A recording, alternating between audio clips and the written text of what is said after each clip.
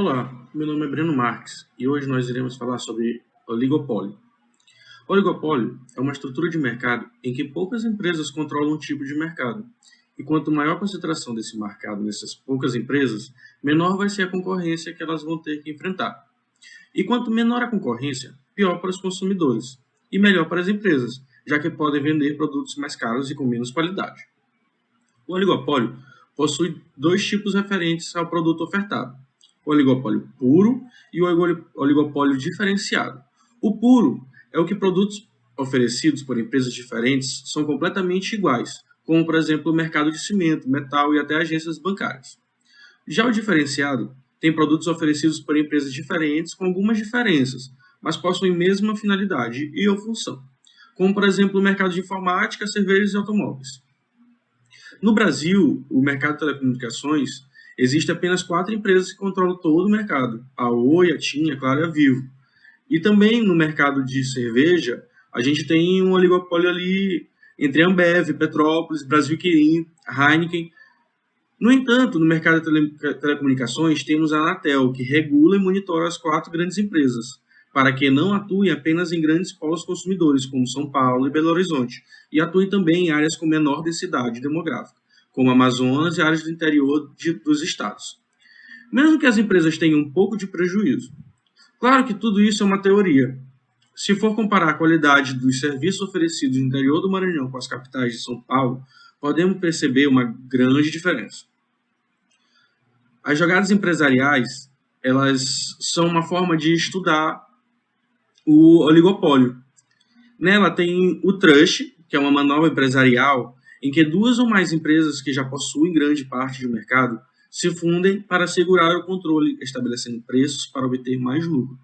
Exemplo da função empresarial no Brasil, a gente tem a Sadia Perdigão, formando a empresa BRF, anunciada em 2009 e apenas concluída após a comprovação no CAD em 2013.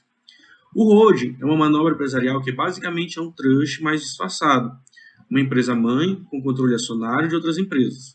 No exemplo, a Ambev controla cerca de 67% do mercado de cerveja, pois é acionista majoritária de diversas cervejarias, como Skol, Brahma, Corona, Stella Artois e diversas outras. A Nestlé, P&G, Unilever são também exemplos de holding. Cartel é uma outra jogada comercial, em que consiste de um acordo entre as empresas dominantes de um mercado a respeito da quantidade, qualidade e preço a serem cobrados, com a finalidade de concordar que cada um fabrique uma divisão de produção de um monopólio, com todos cobrando o mesmo preço. Em caso de duopólio, metade da produção para cada, e em caso de mais empresas, produção dividido por número de empresas. Também podendo excluir outra empresa para que perca seu mercado consumidor, assim entrando em falência e impedir o ingresso de outras empresas nesse mercado. É claro que elas vão lucrar mais com o acordo de cartel. No entanto, as empresas podem ser incentivadas pela ganância a quebrar o acordo, já que se a empresa A aumentar a produção e diminuir o preço, podem roubar os consumidores da empresa B. Caso a empresa B não reaja ao ajuste da empresa A, mas se reagir também, produzir mais, ambas vão lucrar menos, porque quebraram o acordo. Muitos países usam métodos para diminuir a cooperação entre empresas. Nos Estados Unidos e no Brasil é por meio da legislação. A Lei Antitrust Sherman dos Estados Unidos, de 1890, reforçou a política antitrust para que contratos entre concorrentes em busca de diminuir a produção e maximizar lucros, assim restringindo o mercado competitivo e que prejudique os consumidores e é considerado ilegal. Toda empresa que monopolizar, ou tentar monopolizar, ou conspirar, ou combinar com outras empresas que monopolizem um determinado mercado, será considerado culpado de contravenção. E caso condenada, ambos serão punidos com multas não superiores a US$ 50.000, ou a prisão por prazo não superior a 1 ano, ou até mesmo ambas punições, ficando determinada pelos critérios dos tribunais. A Lei Clayton americana, de 1914, reforçou as leis antitrust. Caso uma pessoa pudesse provar que foi prejudicada por um acordo ilegal de restrição ao comércio, poderia mover uma ação judicial e receber uma quantia equivalente a 3 vezes o valor do prejuízo sofrido. A OPEP, Organização de Países Exportadores de Petróleo, é uma organização internacional e também um dos maiores exemplos de cartel do mundo. Originalmente formado em 1960 por 5 países, sendo eles Iraque, Kuwait, Irã, Arábia Saudita e Venezuela, hoje em dia conta com 13 membros, já que com o decorrer do tempo mais países se interessaram em entrar para a associação, sendo elas Catar, Indonésia, Líbia, Emirados Árabes Unidos, Nigéria, Argélia, Gibão e Equador. Como qualquer cartel, a OPEP procura o maior lucro possível, aumentando o preço do produto com uma redução da produção de petróleo coordenada em reuniões dos membros, estabelecendo uma quantidade específica para que os países membros produzirem. No entanto, mesmo sendo uma grande organização, ainda enfrenta dificuldades em manter o preço do petróleo controlado, já que, às vezes, os países procuram aumentar sua produção para gerar mais lucro, o que desestabiliza o acordo de cartel. Frequentemente, os países se reúnem e concordam em diminuir a produção, mas nem sempre seguem o acordo. Nós temos também o caso hipotético das empresas Bikebon e Bicicletas do Cleiton. Elas dominam o mercado de bicicletas de uma cidade e entram em conluio na venda de bicicletas infantis. O acordo é que cada uma produza 45 bicicletas ao preço de R$ 550 cada uma. Assim, cada empresa vai ter R$ 20.250 de lucro. No entanto, a Bikebon quebrou o acordo e produziu 55 bicicletas, e assim o preço diminuiu para R$ 500. Caso as bicicletas do Cleiton não reaja, a Bikebon vai lucrar R$ 22.000 e a bicicletas do Cleiton vai lucrar apenas 18 mil. E se a bicicletas do Cleiton reagir com a regra do equilíbrio de Nash, que seria a melhor jogada para ela, então irá produzir a mesma quantidade e o preço vai cair para R$ 350. E então cada empresa vai lucrar apenas R$ 16.250. Assim, provamos que a quebra do acordo do cartel é ruim para as empresas e benéfico para os consumidores. O equilíbrio de Nash é uma situação em que as empresas que estão interagindo entre si escolhem a melhor estratégia para combater a estratégia escolhida pelas demais empresas. Nós temos as relações entre mercados. A relação entre os resultados dos tipos de mercado é que a quantidade produzida pelo oligopólio é maior que a do monopólio, mas que é menor que a concorrência, e os preços do oligopólio são maiores que a concorrência e menores que a do monopólio. E possuem essa tabela de relação aí que vocês estão vendo. A produção e efeitos do preço, elas têm efeitos no lucro da minha empresa. O efeito quantidade que o preço no mercado consumidor aumentar a produção, vai aumentar os lucros. E o efeito preço, que se aumentar a produção, aumenta a quantidade dos preços do mercado. Assim, reduzindo o preço e reduzindo o lucro per unidade. Então, se o efeito de produção for maior do que o efeito do preço, a empresa aumenta a produção para aumentar o lucro. Se o efeito do preço maior que o efeito da produção, a empresa diminui a produção para aumentar a demanda e o preço, e assim aumentando o lucro. O oligopólio ele tem seu tamanho dito conforme vai se passar o tempo e conforme o número de empresas vai adentrando no mercado oligopolista. O efeito, quando isso tende a acontecer, o efeito do preço tende a diminuir. O oligopólio começa a cada vez ficar mais parecido com o mercado competitivo. O preço fica mais próximo na margem de custo e a quantidade de mercado aproxima a quantidade social eficiente.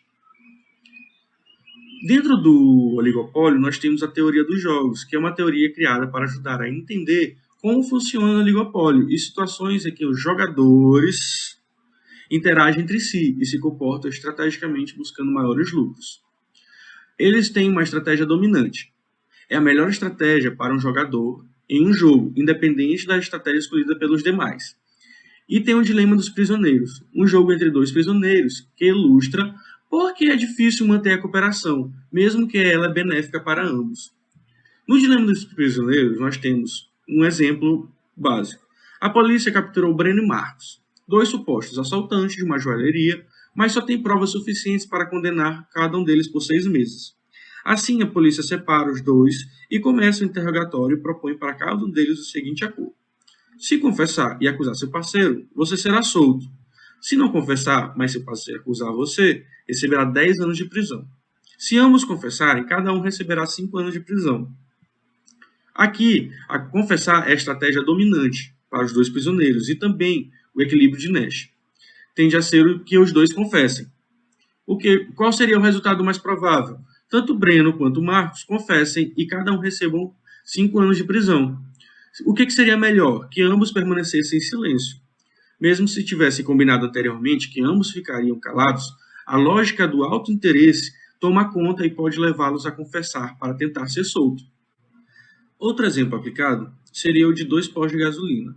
Imagina que você é dono de um deles e fica do lado do seu concorrente. Por conta da proximidade, quando uma pessoa precisa abastecer, ele vai até eles, visualiza o preço de ambos e escolhe pelo menor. Sendo assim, alguns centavos a menos faz com que parte dos clientes passem a preferir o posto com menor valor. Se seu concorrente diminuir 5% o preço do combustível, ele ganha de 30% de seus clientes. Este aumento de volume de cliente compensa o preço reduzido, melhorando a rentabilidade, enquanto você perde faturamento. Por isso, você pensa, que tal baixar o preço do litro de R$ 5,00 para R$ 4,90? Isso fará com que habituais clientes do concorrente passem a abastecer no seu posto. Depois disso, como você imagina que seu concorrente irá reagir ao notar que você baixou o preço do combustível? Provavelmente, ele irá baixar o preço para o mesmo do seu posto, fazendo com que o volume de cliente volte a ser igual. Mas o preço do combustível mais baixo nos 2 postos, no que traz perda do faturamento e lucro. Considerando essa dinâmica de mercado com clientes sensíveis ao preço, ambos têm incentivo para baixar o preço e ganhar mais momentaneamente. Entretanto, se os dois fizerem, ambos saem perdendo. Assim, preventivamente, você conversa com o dono do concorrente e combinam de não baixar o preço. Ele concorda, mas você vai dormir com a dúvida: será que posso confiar nele? Se ele baixar o preço à noite, você perderá toda a clientela do dia seguinte. Você está no dilema, o dilema da confiança. Ou melhor dizendo, é um jogo semelhante ao dilema dos prisioneiros, né? Aí nós temos uma tabela com valores representativos que eles simulam o ganho das empresas, caso mantenha os preços e caso reduza os preços. O que tem a ver o dilema dos prisioneiros no oligopólio? Quando o oligopólio forma um cartel, na esperança de dividir o resultado do monopólio, eles se tornam os jogadores. Como forma também de combater aqui no Brasil, nós temos o CAD, Conselho Administrativo de Defesa Econômica, que é uma autarquia federal brasileira e tem uma função zelar pelo livre concorrência no mercado, sendo a entidade que orienta, fiscaliza e previne e apura abusos de poder econômico. As leis antitrust foram utilizadas para condenar algumas práticas empresariais cujos efeitos não são óbvios. Temos alguns deles a fixação de preço, que acontece quando o fabricante põe limite de preço de venda dos varejistas. É contraditório às vezes porque parece reduzir a concorrência, mas o fabricante só terá poder de mercado no atacado e não ganha nada restringindo a concorrência do varejo. Mas a prática é legitimada impedindo lojas de descontos de aproveitar serviços prestados por varejistas. Outra prática empresarial é a determinação de preços predatória. Ela ocorre quando uma empresa reduz os preços para impedir a entrada ou expulsar uma empresa do mercado. A prática é legal sob as leis antitrust, mas é difícil para os tribunais para determinar quando a diminuição de preço é predatória. Outra prática também é a venda casada, e ela ocorre quando o fabricante vincula a compra de um determinado produto a outro, como por exemplo a famosa casadinha do jogo de consumação, que você só poderá entrar no ambiente pagando a entrada que vale consumação. O dono do estabelecimento não pode vincular a venda do bilhete de entrada com a bebida, mas é uma prática usada quando se tem as opções discriminadas. E como vimos, o oligopólio ele não é benéfico para os consumidores e acaba sendo uma forma mais organizada para o monopólio sobre um determinado produto. Mas à medida que esse oligopólio aumenta, ele tende a se parecer cada vez mais com o mercado competitivo. Esse é o trabalho sobre o oligopólio, que foi feito por Breno Marques e Carlos Didimo. Espero que tenha gostado. Muito obrigado e até já.